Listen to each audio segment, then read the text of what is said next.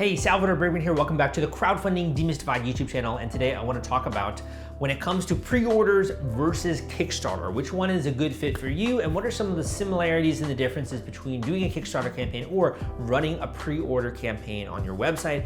That is what we are covering today.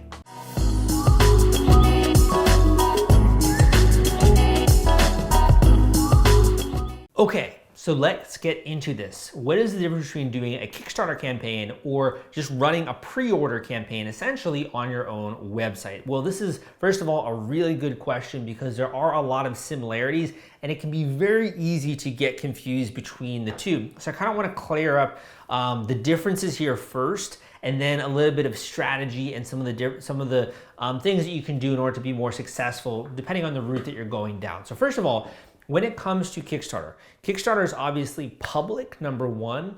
You can actually see your fundraising meter. It's an all or nothing platform, so unless you hit your fundraising goal, you're not gonna be able to keep the funds that you've raised. And in addition, people can see your backer numbers going up as people are pledging, right? There are rewards, which are basically perks or items that you can package together in order to sell on the actual Kickstarter campaign. This basically means that not only can you sell the individual item on Kickstarter, but you can also sell a group of items, like the item plus the accessories. The cool thing about Kickstarter as well is that there's a community feature. You can post updates, which are kind of like your blog for your project, so people can follow along with your progress. And there's a whole host of other functionality, being able to have a pitch video there to describe what it is the product is, what people are pre-ordering, and what their money is going towards. You also have obviously the campaign page there as well, all the graphics and that kind of stuff. Your copywriting, describing exactly what it is you're going to be doing with the money, the timeline for delivering the rewards, etc. The most important thing that you should take away from this is that while people can pre-order an item on Kickstarter, it is not necessarily the case. I've been part of many Kickstarter campaigns where, let's just say the reward is $100, people are throwing $200 at the project because they want to see the project be successful. They want to see the fundraising meter go up and up, and they want the thing to actually get funded. In addition, people could also purchase add-ons. They could purchase, they could have stretch goals where if you hit a certain amount, then this item is unlocked for everyone, or a certain color or a new reward that the creator is announcing. So it's much more of a momentum-based, community-based platform in that way. And while pre-orders is one part of it, it's not the only part, right? So that's a big distinction between just doing a pre-order on your website or doing one on a Kickstarter platform. And in addition, with the Kickstarter platform, you're as well drawing people from the community onto your page. So you're getting strangers who you've never met before actually considering backing your project and becoming a part of the community and pledging to your individual Kickstarter reward tier. Kind of that what's part of Kickstarter as well is that you then have a timeline, right? So when people are pre-ordering on the site, they also are going to see what the estimated shipping time is. So let's just say that you're launching this campaign in January and people are pledging to it and they're not gonna get it maybe until March,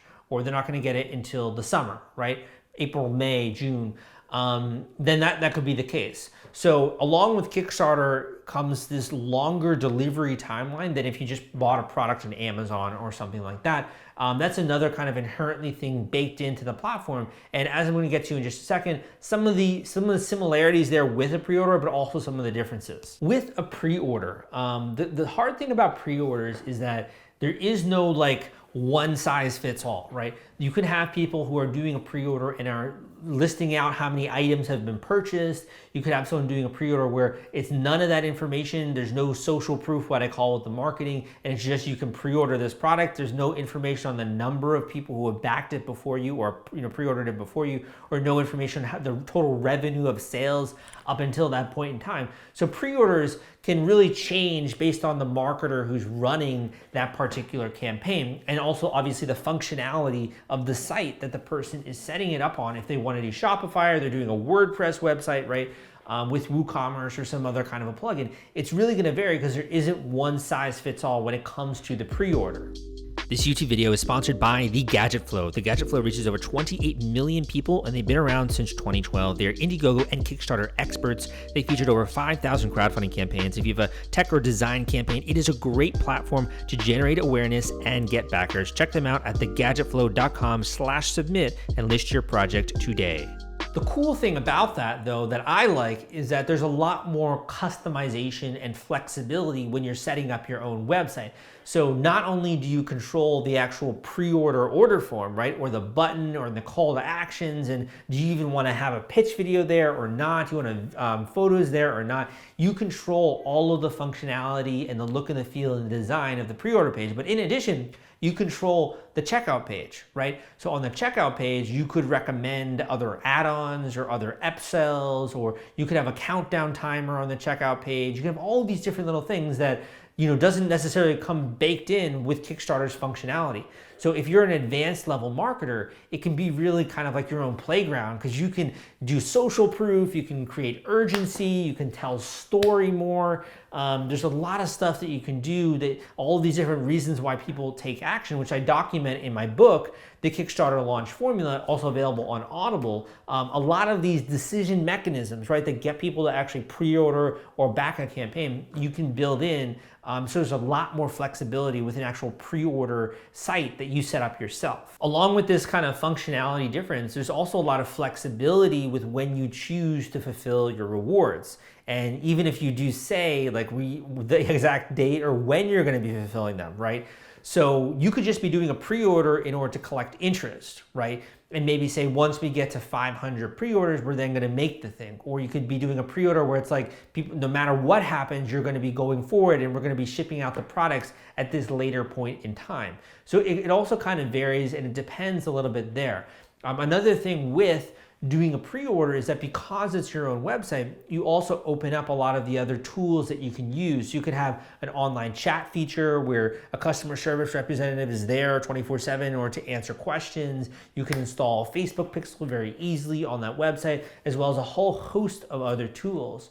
So if you want more flexibility and you're an advanced level marketer, doing a pre-order might be a bit more effective for you. Back in the day, I believe it was Star Citizens did a really massive pre-order for their game. I also think they did a Kickstarter, and so they had such a big community already that they were able to just leverage their own website in order to do a pre-order. If you're looking to more so gain access to a new community, then Kickstarter might be a bit of a better fit for you, in the same way that launching a product on Amazon is going to give you access to a new community. Another thing I want to really quickly mention is the whole fulfillment phase. And this is probably like the least fun, at least for me, when it comes to talking about Kickstarter, right? Like, it's interesting, we have some really great partners, Fulfill Right, who basically are in charge of this, helping you fulfill your orders, and they're a sponsor of this YouTube channel, because I don't like doing fulfillment. It's kind of cool, but I'm more of a marketer, right? So I like the packaging side of fulfillment, or how do you change a customer's perception using packaging and order inserts and that kind of stuff. I don't really like figuring out all the logistics and like that kind of stuff, right? So when you're doing a pre-order, one of the differences is that you have a lot more availability around building that into the checkout process. So for example, you could have it be that when people check out, you already capture all of that information, like their email, their phone number, where it's going to be shipped to, all that kind of stuff. The way that it works with Kickstarter is you're only going to get access to that information if you successfully fund the campaign. So you're not going to get access to all the private backer information until you have a successful Kickstarter. And once you do, then you can send out a survey, which is the way that Kickstarter does it, to gather the information that's necessary in order to fulfill those particular rewards. So the actual reward fulfillment process is different with a pre-order than it is with Kickstarter, because obviously you don't have control of the Kickstarter platform functionality. However, there are other tools out there, such as CrowdOx, that allow you to do a little bit of order fulfillment on your own if you're interested in that sort of thing. So I might seem a little bit biased on this video, right? Because I obviously wrote the book, The Kickstarter Launch Formula. I have a lot of great content out there about Kickstarter, but at the end of the day, I always put my coaching students' interests first and my clients' interests first. So if someone comes to me and they're like, Sal, I want to do a pre-order and I want you to handle it, right? Or I want to talk with you and book a session to talk about doing the pre-order.